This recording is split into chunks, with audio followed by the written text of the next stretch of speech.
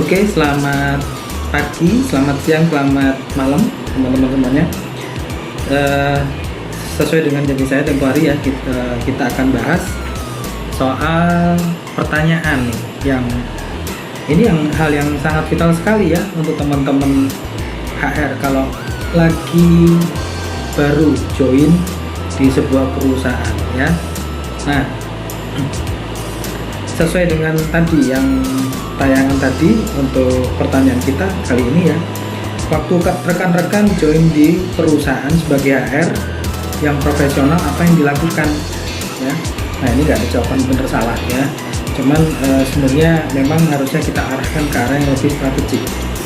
Ada beberapa pertanyaan di sini saya akan bacakan ya, supaya teman-teman bisa mungkin nanti memilih mana yang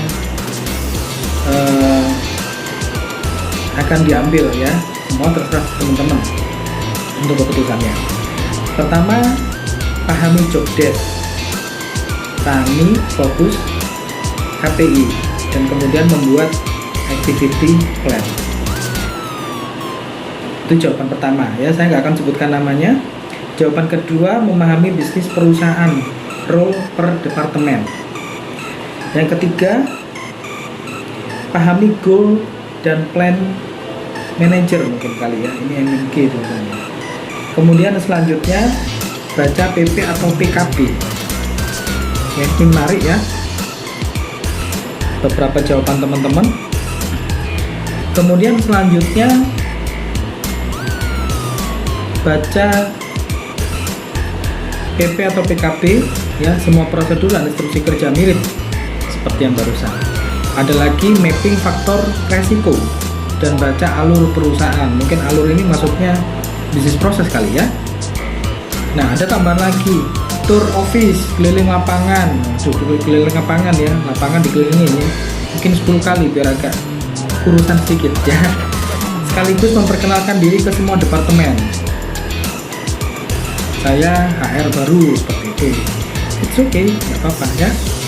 Mengenal dan memahami orang atau rekan kerja, budaya dan lingkungan perusahaan. Oke. Untuk yang eksternal, tur lingkungan, tur sekitar perusahaan. Sekaligus memperkenalkan diri ke perangkat RT, RW, dusun, lurah, camat, polsek dan lain-lain. Mengenal dan memahami orang, budaya dan lingkungan sekitar perusahaan. Ini bagus banget ya. Jadi karena kita juga HR ada GI-nya, jalanin fungsi nanti CSR ya, interaksi dengan orang sekitar, termasuk nanti berhubungan dengan mungkin ada orang sekitar yang mau ngelamar ya. It's okay. Nah, ini ada jawaban kalau sebagai training manager. Nah, ini spesifik nih. Ini jawabannya dari seorang rekan senior juga. Yang pertama ya, job desk-nya ngelola pusat pelatihan ya, dari keberhasilan sampai manajemen macam-macam ya. Kemudian buat program pelatihan untuk internal, termasuk anggaran, silabus, kurikulum dan sebagainya. Terus kemudian buat program pelatihan untuk karyawan kantor pusat dan cabang-cabangnya ya. Membuat program pelatihan yang dijual ke pihak lain. Waduh, ini bisa jualan nih ya. Eksekusi dan evaluasi semua program untuk di training ya tentunya. Kemudian jawaban yang selanjutnya, internalisir HR, mungkin program HR maksudnya ya, yang sudah berjalan di perusahaan seperti apa. Coba googling atau cari referensi HR yang profesional bagaimana. Ikut training kalau perlu training. Nah, bagus nih ya. Mulai aplikasikan ilmu secara bertahap dan diskusi dengan top manajemen untuk penyamaan visi misi HR-nya. Nah, ya, ini mungkin teman-teman bisa pakai. Oke, dari jawaban tadi yang cukup banyak, silakan mungkin teman-teman ada yang mau dipilih nih ya, bisa saja. Nah, masih ada jawaban yang lain ya. Yang pertama, selanjutnya ya, saya akan baca-baca dulu company policy, PP, PKB ya, PP atau PKB. Setelah itu baru belajar bisnis proses di perusahaan. Saya akan baca-baca dulu. Sama ini kedoblan ya. Saya review SOP, peraturan perusahaan, one on one session sama direktur, apa yang dibutuhkan, apa yang perlu dibenerin. Kemudian saya akan baca dulu company policy ya, PPPKB, baru itu setelah itu belajar bisnis proses perusahaan, cari tahu goals yang ingin dicapai perusahaan, review SOP peraturan perusahaan, kemudian budaya perusahaan, karakter manajemen, dan termasuk dipelajari karakter direkturnya. Oke, ya, good. Ada lagi bagi Pak Ferry, dari saya biasanya kenali bisnis perusahaan secara lebih dalam lagi, ya. Kemudian eksplor divisi atau departemen untuk tahu concern apa dari mereka. Untuk internal HR, saya cek turnover karyawan, penyebab solusinya gimana ke depannya. Review SOP yang mana yang perlu diupdate, apakah masih applicable sesuai dengan regulasi, jadi tidak hanya mengerjakan daily admin. Oke.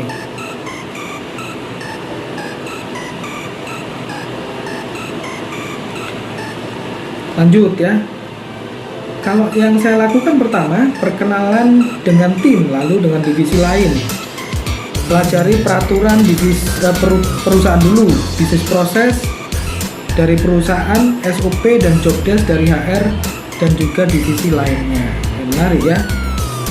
Dari tempat saya, akhirnya akan melakukan onboarding, akan ada file yang dipresentasikan, isinya mencakup tentang company dan juga ada share folder reading material untuk karyawan baru yang isinya mailing list perusahaan, kontak seluruh karyawan, company background dan culture value perusahaan. Maksudnya kontak seluruh karyawan berarti mungkin kontak seluruh karyawan dimasukin ke HP ya, jadi nanti karyawan bisa diteleponin satu-satu ya, diperhatikan. Waduh, bagus banget ya, ulang tahun dikirimi hadiah ya. In parallel, setelah atau sebelum onboarding akan dilakukan welcoming di grup WhatsApp. Waduh, welcomingnya di grup WhatsApp ya, all employee. Kenapa enggak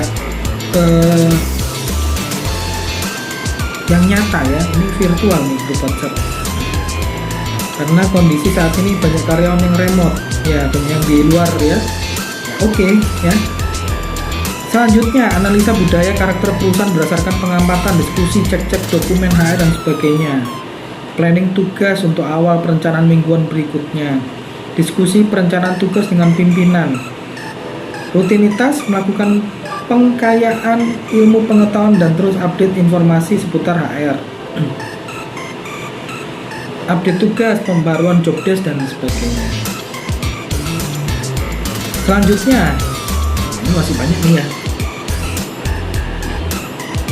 Banyak nih. Oke. Ya, saya akan bacakan.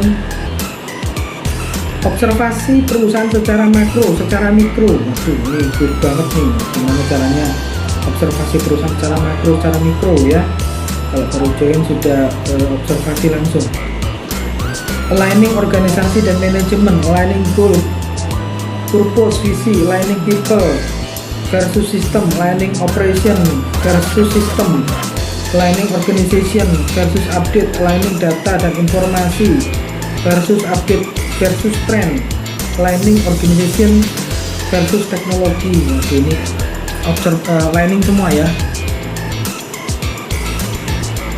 Jika baru join, pelajari dan analisa karakter tim, pahami job desk, kerjakan sesuai dengan job desk, kreatif dan inovatif dalam bekerja jika perlu, kekurangan dalam tim kita diperbaiki.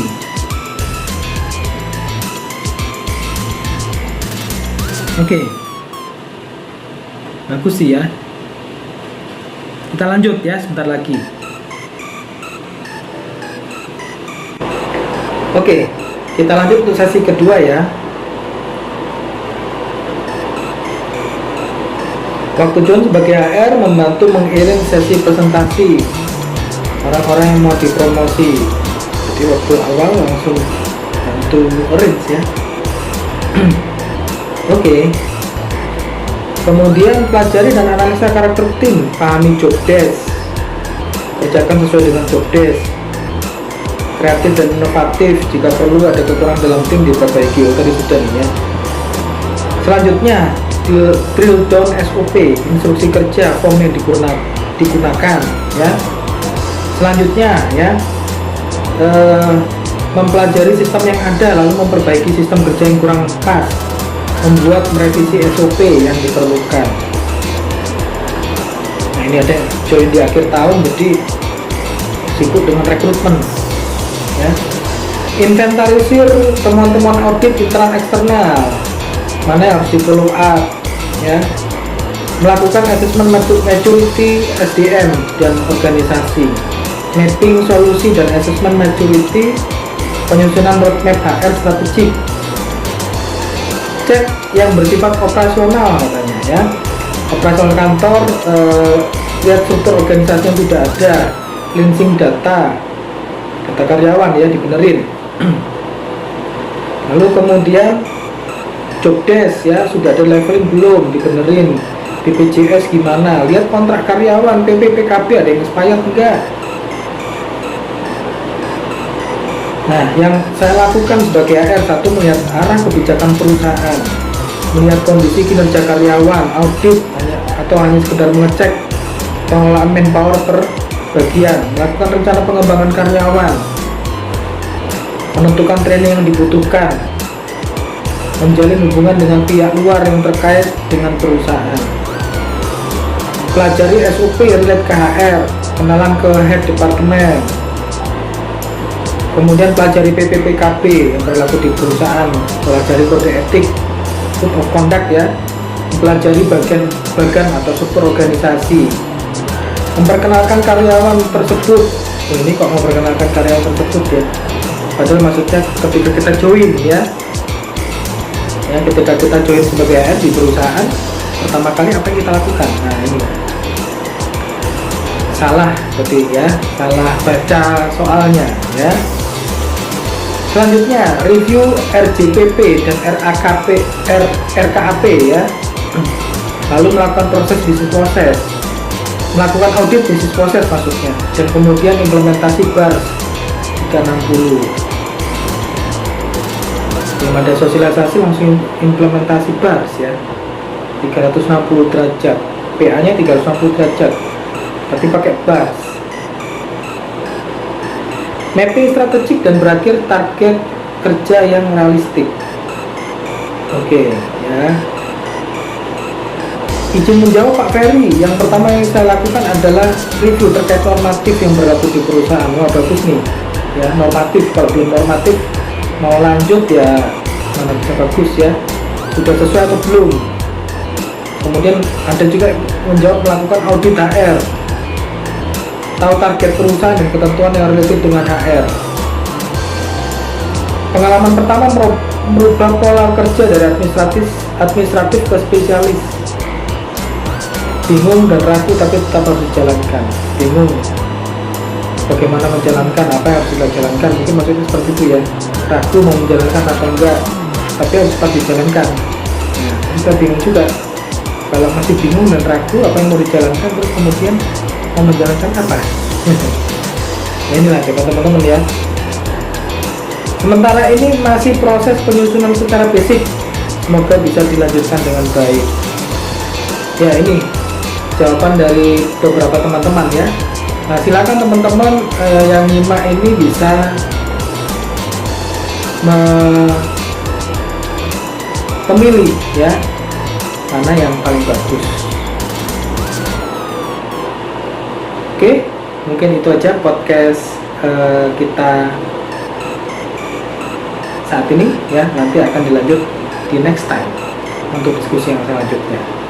Sampai ketemu ya. Jangan lupa untuk yang belum subscribe bisa subscribe ya, bisa follow YouTube PRBP Indonesia dan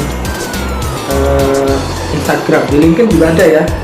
Oke, see you, sukses semuanya.